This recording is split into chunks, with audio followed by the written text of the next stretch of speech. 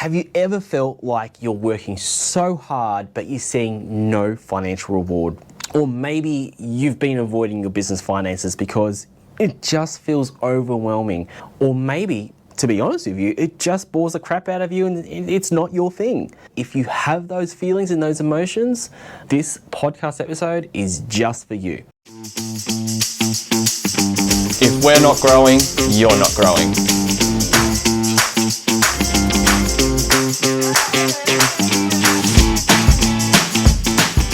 Eighty percent of small to medium business owners in Australia, according to a recent study conducted by the University of New South Wales, have found that 80% of businesses have experienced severe to catastrophic cash flow issues in the past 12 months.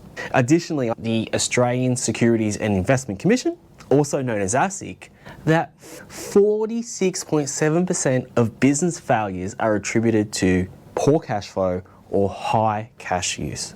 So guys, what is it? Is it bad luck or is it just absolutely no controls? Today's podcast, we're going to be talking all about real cost of ignoring your finances and what you can do so you're not the next statistic like those earlier ones.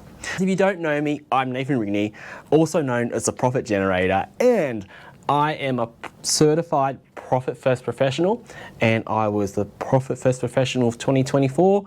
I'm a CPA and the owner of NGR Accounting. Guys, I'm passionate about helping business owners take control of their business finances, to show them a way on how they can pay themselves first and stop this feast and famine cycle. So for me, at the end of this podcast, I want to shift your mind on why you need to actually get involved in your finances. So when I talk about the cost of ignoring your finances, I'm referring to this on so many different levels. And for some business owners, they absolutely ignore their finance every which possible way.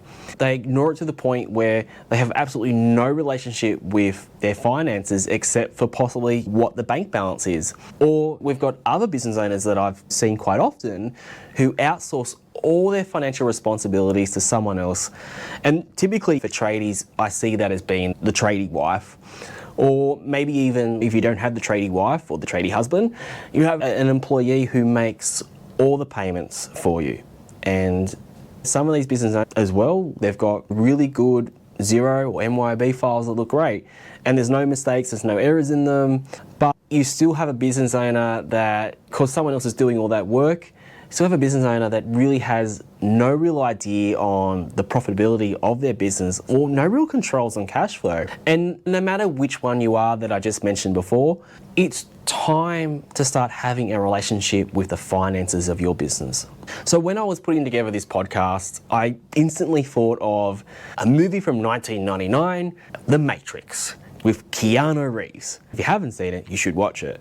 The reason I've mentioned The Matrix is I think there's a really good connection between the movie and the plot line and between getting to know your finances. And it might initially seem like a bit of a stretch, and to be honest, it might be. But in this particular scene, when Neo is probably a little bit more aware that the world isn't what the world is, Morpheus tells Neo, and I'm going to put this in quotes here, "I'm trying to free your mind, Neo, but I can only show you the door. You're the one who has to walk through it." To me, this is in the same sense that I can tell you that you need to have a relationship with your finances, but it's you who needs to actually apply and also want to understand and face the reality of what it is. So the moral of the story here is that when you know the truth, and that's knowing what's happening in your financials, in your bank accounts and your finances, the truth is what will set you free. The ultimatum posed by Morpheus to Neo is he talks about a couple of different pills, a red one and a blue one. If I was to quote, you take the blue pill, the story ends, you wake up in your bed and you believe whatever you want to believe. And so Morpheus continues speaking to Neo, you take the pill and you stay in your wonderland and I show you how deep the rabbit hole goes. The reality is that, and what I see all the time, is that 80% of people, no matter how horrible life is, and you know that you can make a change and have the option to be in a position where life is better, logically, you would probably swallow the red pill. But what a lot of people do, in 80%, is they swallow the blue pill.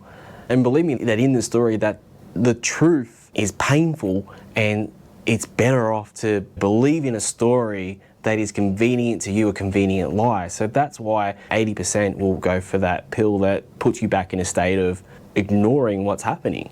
But like said to Neo, remember, all I'm offering you is the truth, nothing more.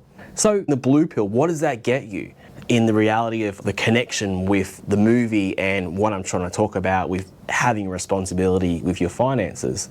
So the blue pill gets you, and this is where you can go back to your state of ignoring everything that's happening. But if you are ignoring your finances, the blue pill gets you missed opportunities. And the reality is, when you have missed opportunities, you can't grow your business because you don't know what's available cash-wise to invest, or maybe you've got no cash to invest because you've been ignoring your finances. The blue pill also gets you constant financial anxiety, the stress of not knowing how much money you have, or worse, how much money you owe. And it leads you into a state of burning out and giving you this resentment of being a business owner. And then eventually what happens is you go back to those statistics we were talking about earlier, business failure.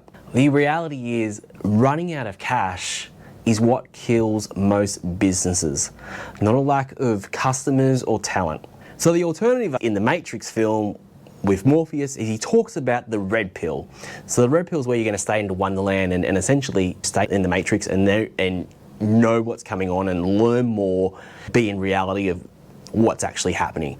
And so in business, in getting to know your finances, the red pill signifies or connects with you actually wanting to know what's happening. So the red pill, what does the red pill get you in this connection here and being in business and understanding your business finances?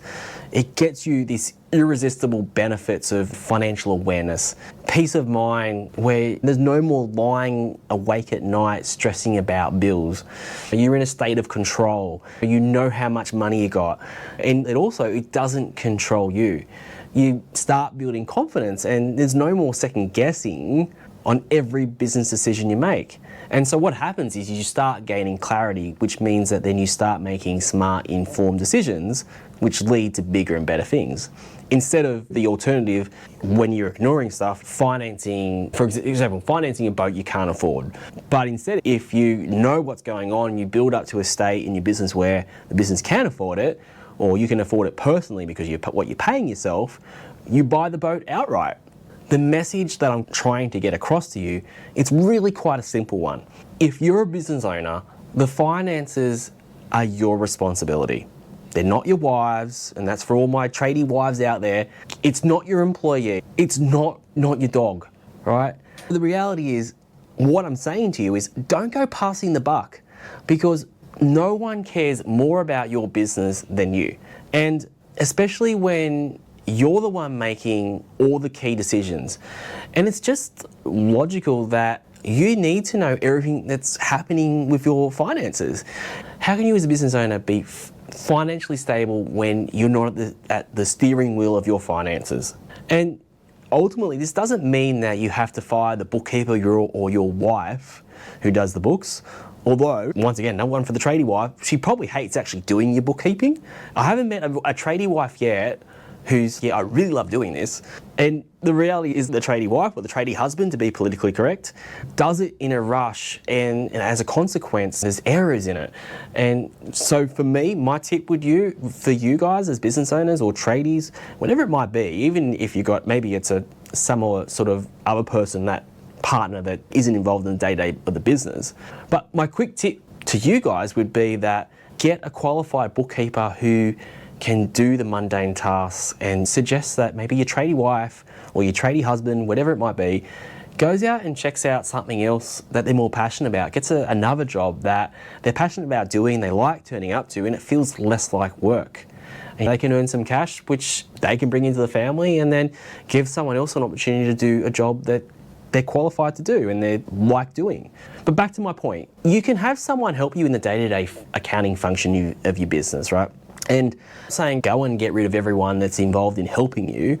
But when it comes to the financial decisions of your business, you need to have a degree of control over the finances, and you just can't dump the finances on someone else. Even if the other person you're dumping the finances on is better with numbers. If you're out on the jobs, as a tradie particularly, like in the day-to-day business, you've then become completely disconnected from what's actually happening in your business.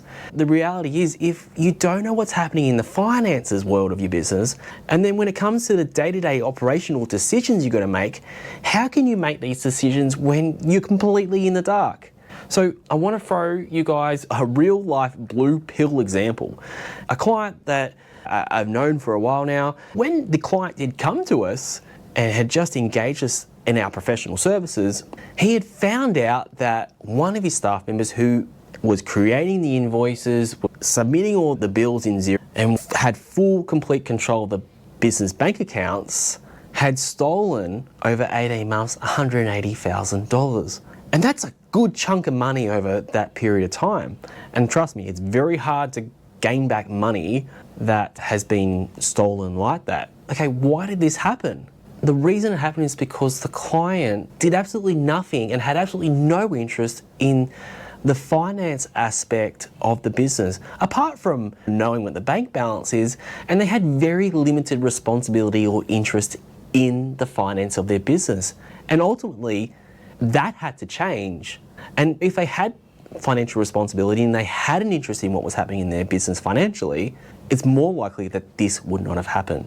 If you're a business owner and you own the responsibility for your business finances, no one will care more about your business finances or your financial position or the financial health of your business than you.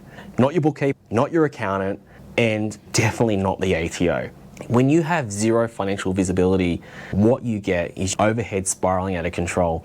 You start making emotional, panic-driven decisions, and you have no idea of what's actually making you money or what's just getting you by. Financial responsibility means that you, the business owner, has to be in control of cash flow. And you have to know what's happening, what's coming in and out of the bank accounts. It means when you do have financial responsibility, you can track profitability on jobs and things that you're doing in the business. It means that when you have financial responsibility, you start taking responsibility for price setting and dealing with the debt management of the business.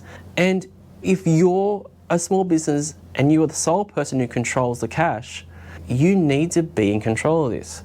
So over time, when you grow and you get a bigger, you can't do everything in business. With the right internal controls, you can delegate some of these accounting tasks out to a staff member or maybe even outsource to a bookkeeper. Things like the invoicing and the processing of payroll and paying bills. But there needs to be good internal controls in that so that you don't get stung like that previous example.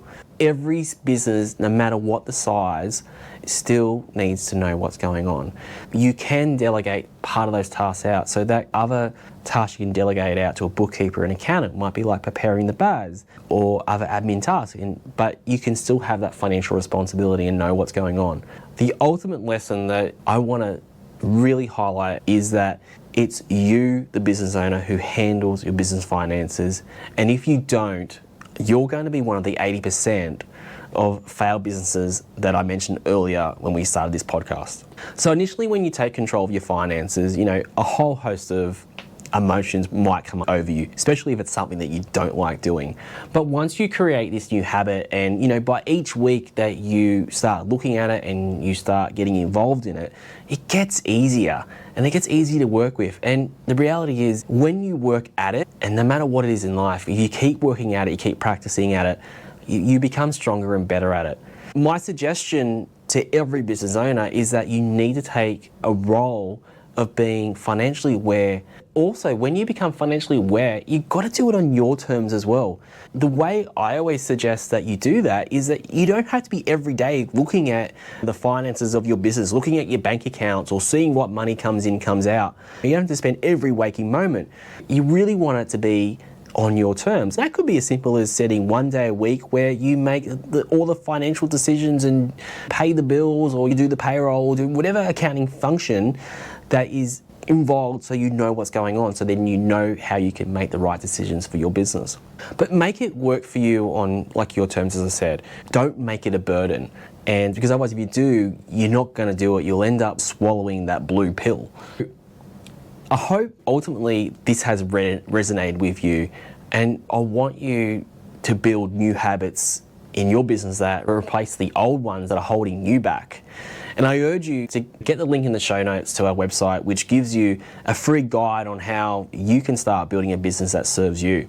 Guys, I hope that you like the connection there with the matrix. Are you swallowing the red pill? Are you swallowing the blue pill? And are you going to continue ignoring your business finances? Maybe you already do have a relationship with your business finances. Or maybe you now see the way that it's important for you to have that relationship with your finances and not outsourcing it to someone else. Guys, that's it for today's podcast. I hope you got some value out of this. And if you did, I would love if you were able to share this with another business owner or a friend or a family member who you think might get some value out of hearing what I got to say. Don't forget to subscribe. And if you subscribe, you get all our content. I'll see you in our next episode. See you guys.